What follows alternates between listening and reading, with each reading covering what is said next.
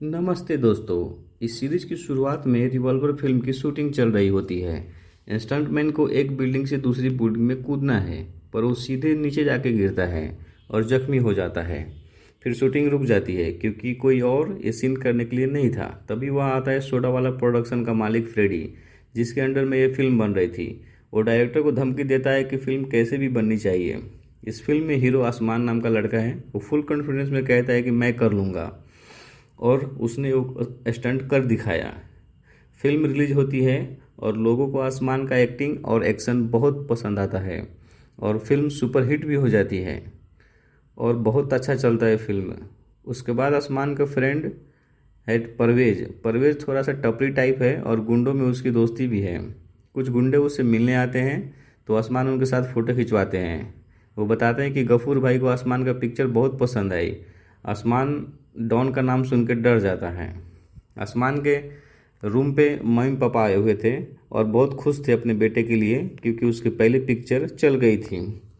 उसके पापा के भाई है अवतार।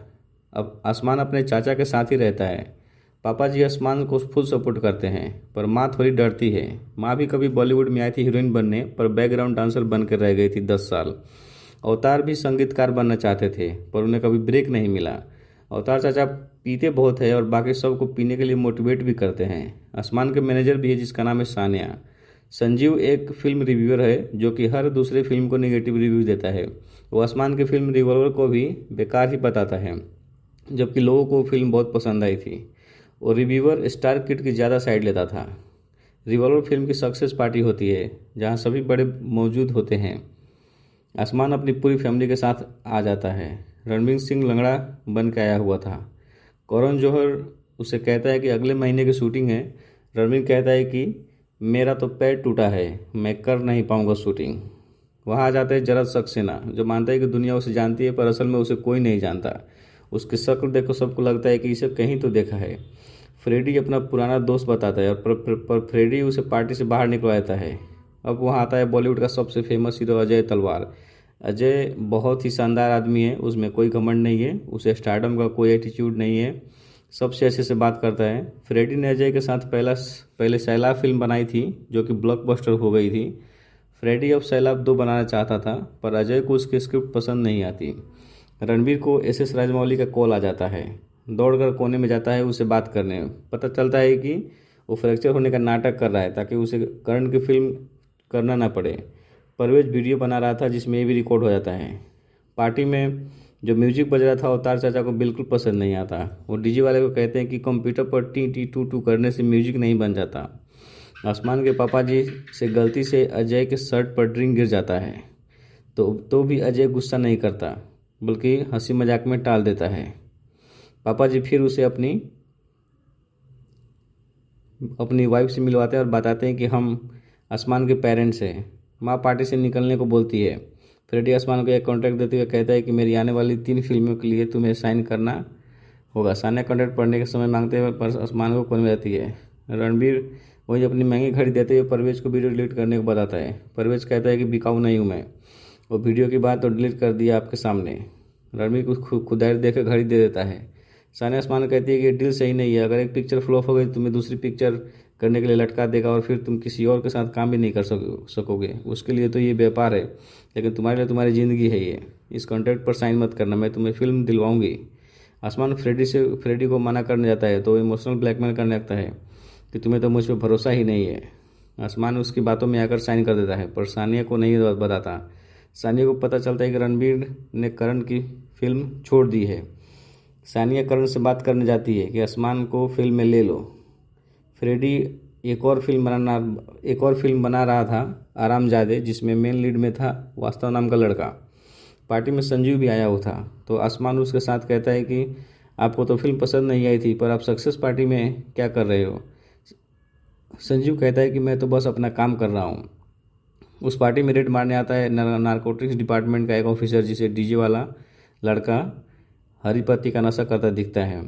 डीजे वाला कहता है कि मैं नशा कर रहा हूँ, पर मैं बॉलीवुड से नहीं हूँ। वो वास्तव की ओर इशारा कर देता है।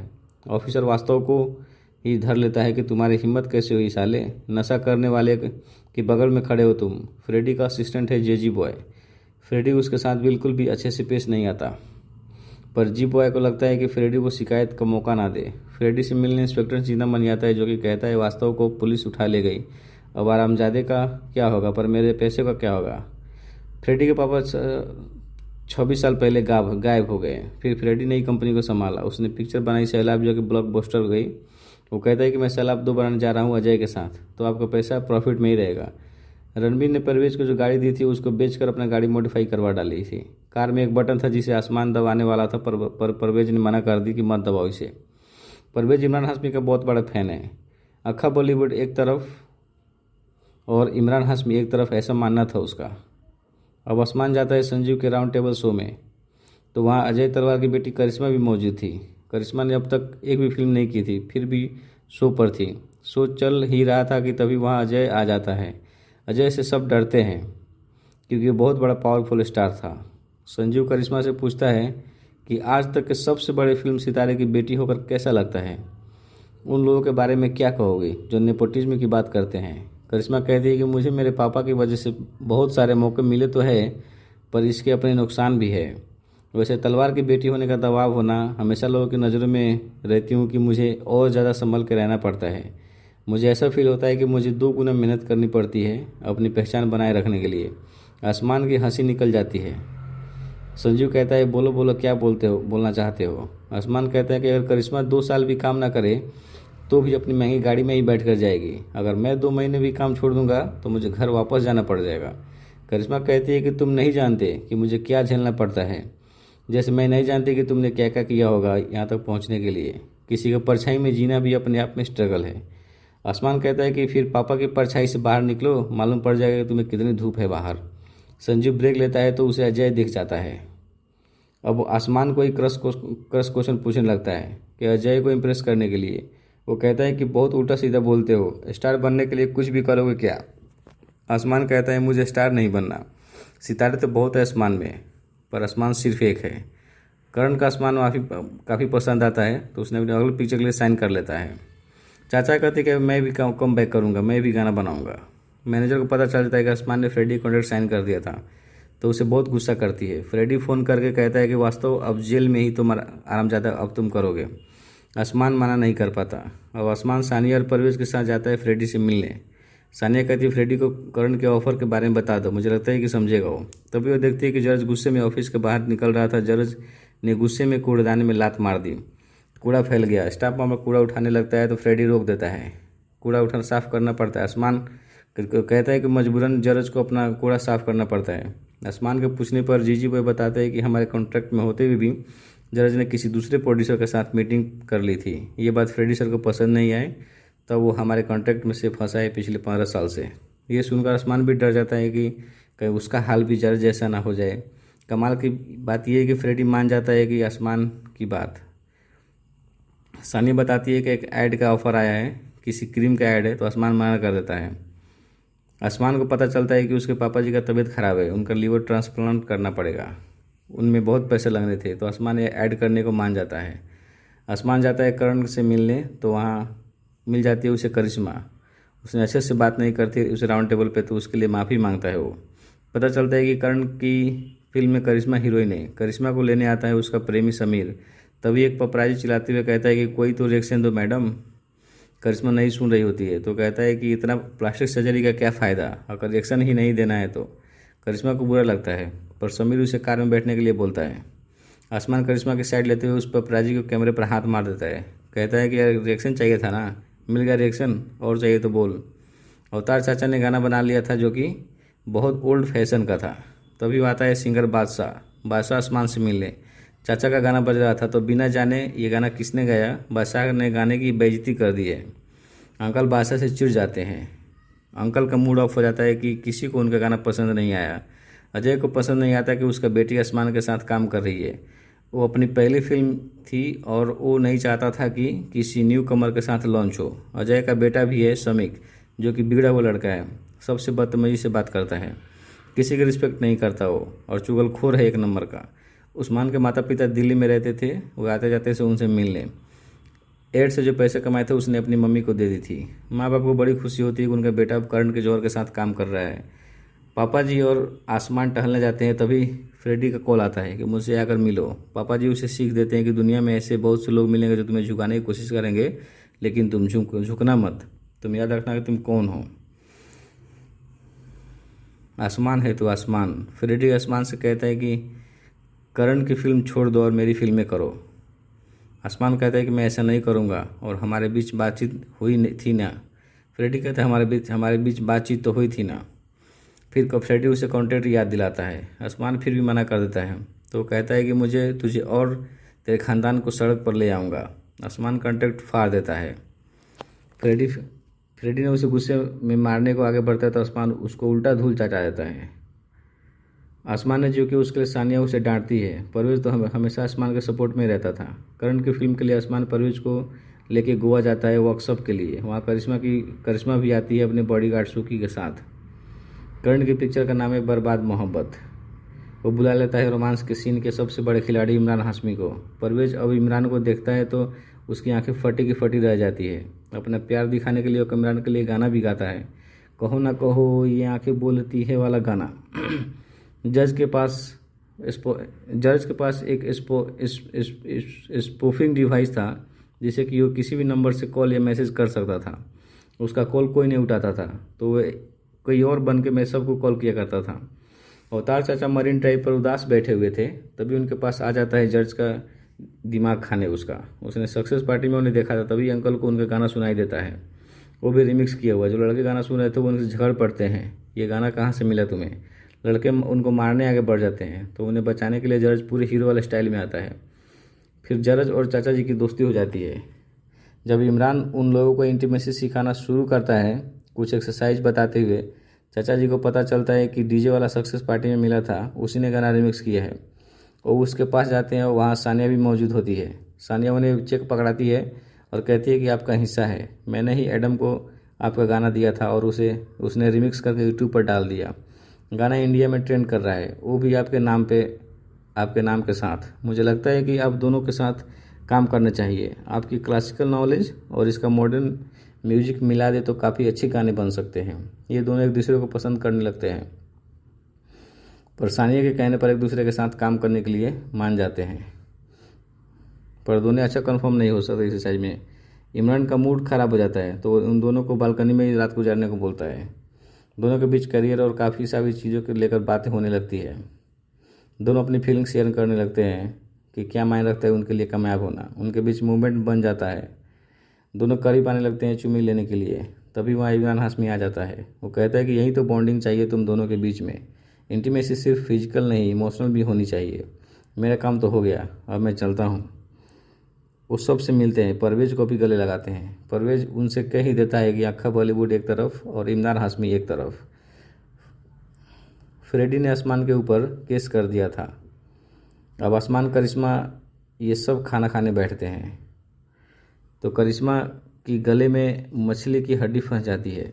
आसमान पीछे से पकड़ के उसे धक्का मारता है तो हड्डी निकल जाता है।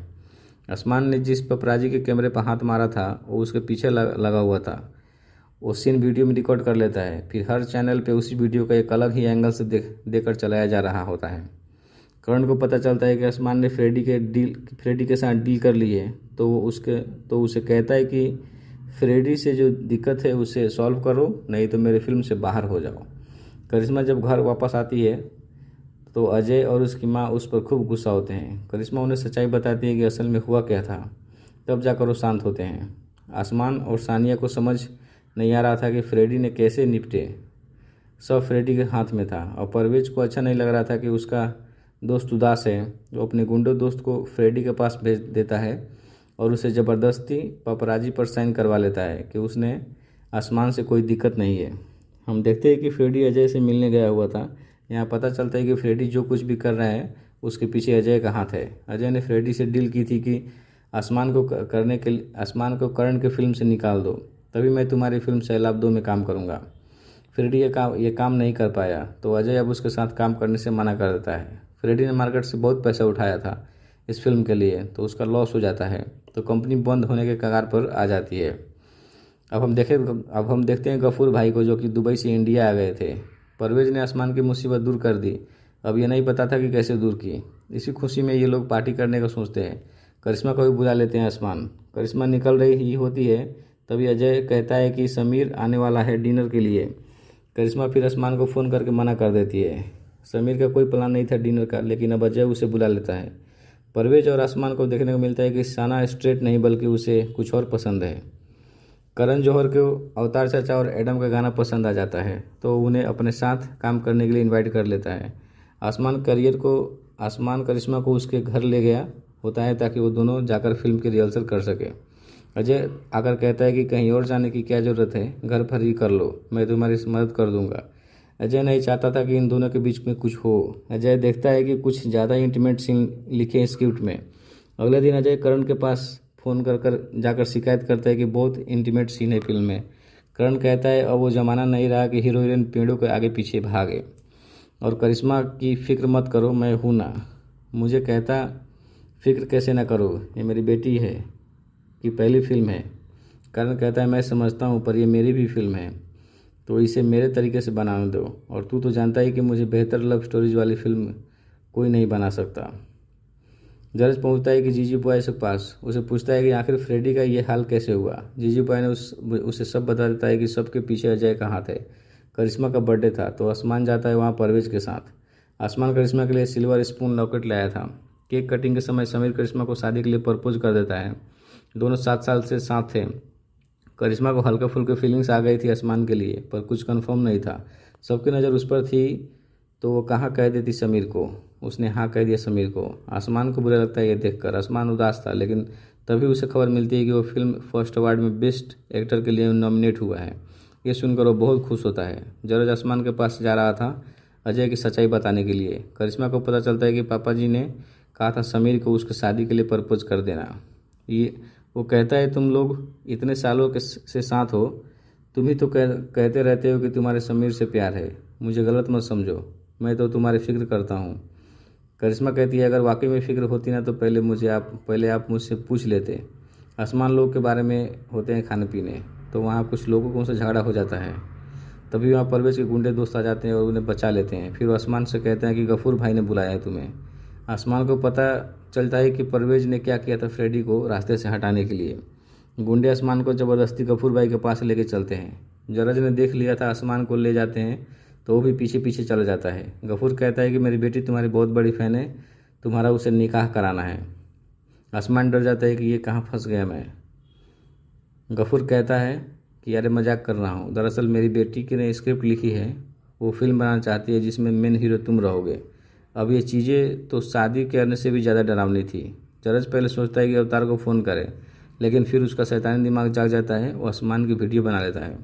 आसमान घर आ जाता है। सानिया परवेज से झगड़ पड़ती है कि उल्टा तरीका अपनाने से क्या ज़रूरत थी। समीर करिश्मा से वाकई में प्यार करता था, वो भी सच्चा वाला। करिश्मा को वो भी पसंद था, पर उसके ख्यालों में आसमान आ जा रहा था। वो बहुत कन्फ्यूजन में थी कि क्या करे, किसे चुने। जरज जाता था फ्रेडी के पास और उसे वीडियो दिखाता है। वो कहता है कि इस वीडियो में अजय जो चाहता है वो हो जाएगा और फिर भी तुम्हारी फिल्म में काम करने को भी मान जाएगा। ये वीडियो मैं तुम्हें एक शर्त पे दूंगा, तुम्हारी कंपनी का 51% शेयर मेरा होगा। अब या तो पूरी कंपनी डूब जाने दो, या फिर मुझे जो मिल रहा है या जो तुम्हें मिल रहा है उसमें खुश रहो। फ्रेडी उसकी डील मान जाता है। फ्रेडी जाता है अजय के पास और उसे ये वीडियो दिखाता है। अजय उस वीडियो को करण को भेज देता है। करिश्मा पापा जी के पास आकर कहती है कि अभी करण ने बताया कि उसने आसमान को फिल्म से निकाल दिया है, क्या इन सब के पीछे आपका हाथ है। अजय फिर कसम खा लेता है कि इसमें मेरा कोई हाथ नहीं है। आसमान भी दूसरे को डेट करने लगता है। उसके बाद आसमान का फ़ोन नहीं उठ रहा था, तो करिश्मा चली जाती है उसके घर, तो उसे दिखता है किसी और लड़की को चूमते हुए। दिल टूट जाता है करिश्मा का। करिश्मा वो उसके बिना मिले ही चली जाती है। आसमान ट्राई कर रहा होता है कि किसी और लड़की की गहराई में डूब जाने का, पर उसे हो नहीं रहा था क्योंकि फीलिंग्स नहीं आ रही थी उसे। करिश्मा घर आकर पापा जी से कह देती है कि उसे समीर से शादी करनी है और आसमान को अब जाकर पता चलता है कि करण ने उसे फिल्म से निकाल दिया है क्योंकि उसका कनेक्शन अंडरवर्ल्ड डॉन के साथ था। परवेज गुस्सा हो जाता है कि ऐसे कैसे निकाल दिया, रुको अभी मैं गफूर भाई को धमकी दिलवाता हूँ, उससे सही हो जाएगा एकदम। आसमान उसे तमाचा खींच के मार देता है कि तेरी वजह से सब हुआ ये। 1 हफ्ता बीत जाता है। आसमान घर पे ही पड़ा था, कोई काम नहीं था। तभी आसमान को खबर मिलती है कि पापा का लीवर ट्रांसप्लांट होने जा रहा है, तब वो उनकी सर्जरी होने वाली है। आसमान, चाचा जी, सानिया और सब जाते हैं पापा जी से मिलने। थोड़ी देर बाद परवेज भी आ जाता है। पापा जी कर्ण की फिल्म के बारे में पूछते हैं। आसमान झूठ बोल देता है कि शूटिंग शुरू होने वाली है। परवेज आसमान से नाराज़ था। माँ को समझ आ जाता था कि माँ को समझ जाएगा इनके बीच कुछ झगड़ा हुआ है। तो आसमान सॉरी बुलाते हैं। परवेज कहता है हिसाब बराबरी का होगा, मैं भी थप्पड़ मारूंगा इसे। आसमान गाल आगे करके कहता है कि ले मार ले। परवेज मारने जा रहा था तभी रुक जाता है। कहता है ऐसा नहीं मारूंगा, अचानक से मारूंगा। सब अच्छा हो गया था, लेकिन तभी वो लोग देखते हैं कि टीवी में न्यूज आ रही थी कि आसमान को करण की फिल्म से निकाल दिया गया है। आसमान सोच रहा होता है कि पापा से झूठ नहीं बोलना चाहिए था। तभी आसमान को बहुत बड़ा झटका लगता है। पापा जी मर जाते हैं। शायद उन्होंने कभी न्यूज़ देख ली होगी या फिर सर्जरी कामयाब नहीं हो पाई होगी। कैसे मर गए ये रीज़न नहीं दिखाया जाए उस सीरीज में। अंतिम संस्कार करने के बाद आसमान सोचता है कि वो फिल्म फर्स्ट अवार्ड में नहीं जाएगा। माँ कहती है नहीं तू जाएगा। तुम्हारे पापा जी की आखिरी इच्छा थी कि वो तेरे साथ हाथों में अवार्ड देखे। हम सब जाएंगे। अजय के आईपैड में स्टोरेज फुल हो गया था तो वह करिश्मा से कहता है कि इसे खाली करने के लिए। करिश्मा जब आईपैड देखती है तो उसे उसमें दिखती है कि वो वीडियो जो फ्रेडी ने उसे दी थी आसमान की। फिर उसे करण को भेजा हुआ मैसेज भी दिख जाता है। चाचा जी कर्ण के साथ काम करना बंद कर देते हैं। वो डील को लात मार देते हैं क्योंकि उसने आसमान को फिल्म से निकाल दिया था। एक आदमी चाचा जी से कहता है कि बादशाह मिलने आए हैं। चाचा जी कहते हैं घंटे का बादशाह, भगाओ साले को यहाँ से। दरअसल वहाँ सिंगर बादशाह नहीं बल्कि बॉलीवुड का बादशाह शाहरुख खान आया था और चाचा जी को समझ नहीं आया और उन्होंने बेइज्जती कर दी शाहरुख खान की। वो आगे बढ़ा तभी जज मिलता है और कहता है कि भाई बेइज्जती कर देता है। अब अवार्ड फंक्शन शुरू हो जाता है और उसका होस्ट है शाहरुख खान। तब चाचा जी को समझ आता है कि बादशाह मतलब SRK मिलने आया था उनसे। बेस्ट एक्टर अवार्ड किसी और को नहीं, आसमान को ही मिलता है। शो के बाद करिश्मा आसमान से मिलती है और सबको बता देती है कि उसके पापा ने उसे फिल्म से निकलवाया है। आसमान जाता है अजय के पास और पूछता है कि आपको दिक्कत क्या है। अजय कहता है कि मेरी फैमिली से दूर रहो और एक फिल्म ही तो खोई है, इतनी क्या बड़ी बात है। आसमान कहता है मैंने अपने पापा को खोया है। मैंने अपने पापा की आंखों में आंखें डालकर झूठ बोला था कि फिल्म की शूटिंग चालू होने वाली है। आपकी वजह से झूठ बोलना पड़ा और उनके मरने से पहले। डरपोक है आप एक नंबर के। अजय कहता है मरते हुए बाप से झूठ बोला तुमने और डरपोक मैं कैसे हो गया। आसमान को तभी पापा जी की वो बात याद आती है कि तुम्हें झुकाने की कोशिश करेंगे, तुम झुकना मत। आसमान अजय को स्टेज पर ही मुक्का मार देता है। पुलिस आसमान को हिरासत में ले लेती है। अजय को चाहने वाले आसमान को गाली देना शुरू कर देते हैं। अजय पुलिस से कहता है कि जाने दो उसे, मैं बात आगे नहीं बढ़ाना चाहता। करिश्मा के सामने तो उसके पापा की सच्चाई बाहर आ गई थी तो उनके खिलाफ खड़ी हो जाती है। वो कहती है कि मैं आसमान को चाहती हूँ और उसके साथ ही रहूँगी। पापा जी उसे कमरे में लॉक कर देते हैं। आसमान बाहर आ जाता है तो एक पुलिस वाला कहता है कि टेंशन नहीं लेने का, अंदर जाके लोग और फेमस हो जाते हैं। करिश्मा को पापा जी का आईपैड दिखता है तो उसमें वो आसमान को कॉल करती है। वो बता देती है कि उसके पापा ने उसे कमरे में बंद कर दिया है क्योंकि मुझे समीर से शादी नहीं करनी है। तुमसे प्यार करती हूँ मैं। आसमान परवेज के साथ निकल जाता है अजय के घर की ओर, करिश्मा को घर से भगाने के लिए। घर के बाहर बहुत भीड़ है तो परवेज वहाँ नौटंकी शुरू कर देता है सबको ध्यान भटकाने के लिए।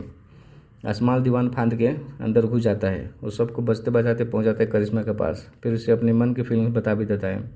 अजय को पता चलता है कि आसमान के घर में घुस गया है। आसमान अजय के सामने करिश्मा को दीवार बंधवा कर उसे भगा ले जाता है और अजय कुछ नहीं कर पाता।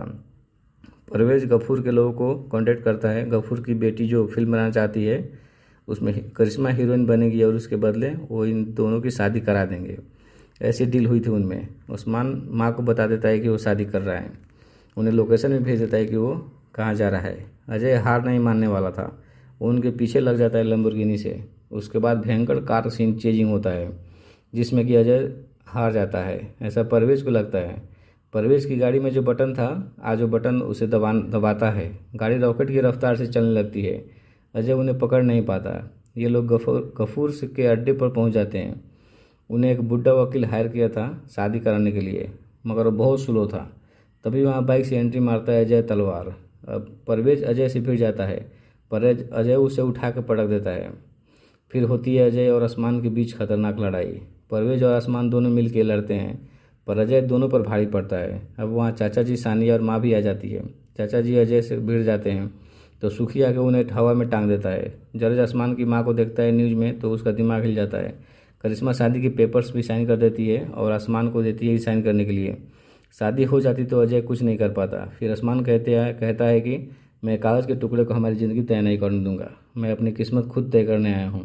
वो पेपर फाड़ देता है। आपको मुझसे इतनी नफरत क्यों है? आप इतनी दिक्कत क्यों है? अपनी बेटी की खुशी से शायद आप मेरे प्यार को कभी समझ नहीं पाओगे और ना मैं आपकी नफ़रत को। दूर से आप पर्दे पर इतने बड़े स्टार लगते हो, लेकिन पास से एकदम छोटे, गिरे हुए और बहुत घटिया इंसान हो। आज नहीं तो कल करिश्मा मेरी हो जाएगी। मुझे जो चाहिए था वो मिल ही जाएगा। अजय उससे मारने लगता है कि मेरी बेटी से दूर रहो। आसमान हथौड़ा लेके अजय को मारने जा रहा होता है कि तभी माँ कुछ ऐसा कहती है जिसे सुनकर वो रुक जाता है। जरज सैलाब फिल्म देख रहा था। उसे दिखती आसमान की माँ अजय के साथ डांस करती हुई। सैलाब 26 साल पहले आई थी और आसमान भी 26 साल का है। उस समय अजय का आसमान की माँ के साथ अफेयर था और पता चलता है आसमान अजय का ही बेटा है। सबकी आंखें फटी की फटी रह जाती है। सब एकदम हक्का बक्का रह जाते हैं। माँ को जब पता चलता है कि आसमान जिस फिल्म में काम करने वाला है उसमें करिश्मा है तो उन्हें ही अजय से कांटेक्ट दिया। माया ने कहा था कि उन दोनों को फिल्म ना करने दो क्योंकि असल में तो दोनों भाई बहन हैं। इसलिए अजय अब तक इतना सब करते आ रहा था ताकि ये भाई बहन आपस में प्यार में ना पड़ जाएं। माँ ने ही लोकेशन भेजी थी अजय को कि वो लोग कहाँ गए हैं। आसमान माँ से पूछता है पापा को मालूम था ये सब? माँ मुड़ी हिला के कहती है कि नहीं। आसमान कहता है कि मतलब आपने उनसे कभी प्यार ही नहीं किया? उनके मरने पे भी आपको दुख तो हुआ नहीं होगा, बस एक्टिंग करी होगी आपने। माँ उसे तमाचा मार देती है। तुझे जो कहना है वो कह, पर ये बात मत कहना कि मैंने तेरे बाप से प्यार नहीं किया। फिर आसमान कहता है कि कौन सा वाला बाप? उसके बाद करिश्मा नहीं चाहती थी कि उसके माता पिता के बीच सब खराब हो जाए, इसलिए वो माँ को कुछ नहीं बताती, लेकिन पापा को कभी माफ़ भी नहीं कर सकती। करिश्मा आसमान को मिलने बुलाती है। वो जाता है मिलने। काफ़ी अकवर्ड हो रहा था उन सब के बीच में।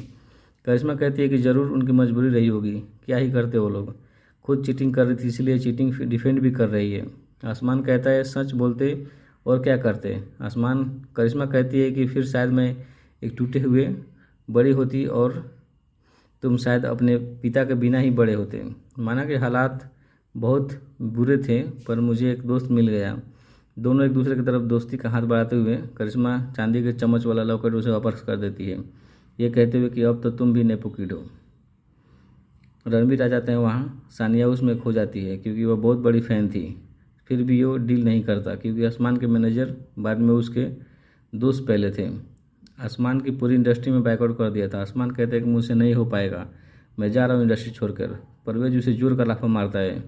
उसने कहा था अचानक कभी मारेगा, तो आज उसने मार दिया क्योंकि फालतू की बकवास कर रहा था वो। सानिया कहती है कि एक इंसान जो आसमान को काम दे सकता था वो सब जाके गफूर भाई के पास, गफूर उनसे फिल्में करवाता है, 3 फिल्में साइन करवाता है। अजय को आसमान की माँ का मैसेज आता है कि वो उससे मिलने आता है। माँ कहती है कि क्या कहने के लिए बुलाए हो, बताओ। अजय कहता है कि मैसेज तो तुमने किया था ना। माँ कहती है कि नहीं, तुम्हारा मैसेज आया था। तभी वहाँ आते हैं जरज और फ्रेडी। इन दोनों का मैसेज जरज ने किया था अपने स्पूफिंग डिवाइस से। फ्रेडी कहता है हमें तो केवल शक था तुम्हारे लेकिन अब यकीन में बदल गया। जीजी बॉय ने उन लोगों की वीडियो भी बना डाली। फ्रेडी कहता है अब हम बनाएंगे इंडिया का सबसे बड़ा फैमिली ड्रामा जिसमें होंगे आप दोनों और आपके बच्चे करिश्मा और आसमान। फिल्म का टाइटल होगा द बास्टर्ड्स ऑफ बॉलीवुड। करिश्मा की माँ पूरी तरह से परेशान हो गए थे कि आखिर क्या चल रहा है। लड़की भाग जा रही है, पति उसके पीछे भाग जा रहा है। वो सोचती है कि अब इससे बुरा और क्या ही हो सकता है। तभी वहाँ उनका बेटा सौमिक आता है, घर की नौकरानी पुष्पा को हाथ पकड़े हुए। वो उसका हाथ चूमते हुए अपनी माँ को हिंट देता है कि वो उससे प्यार करता है। देख लो माँ, और माँ चिल्ला पड़ती है और फिर सीरीज यहीं ख़त्म हो जाती है।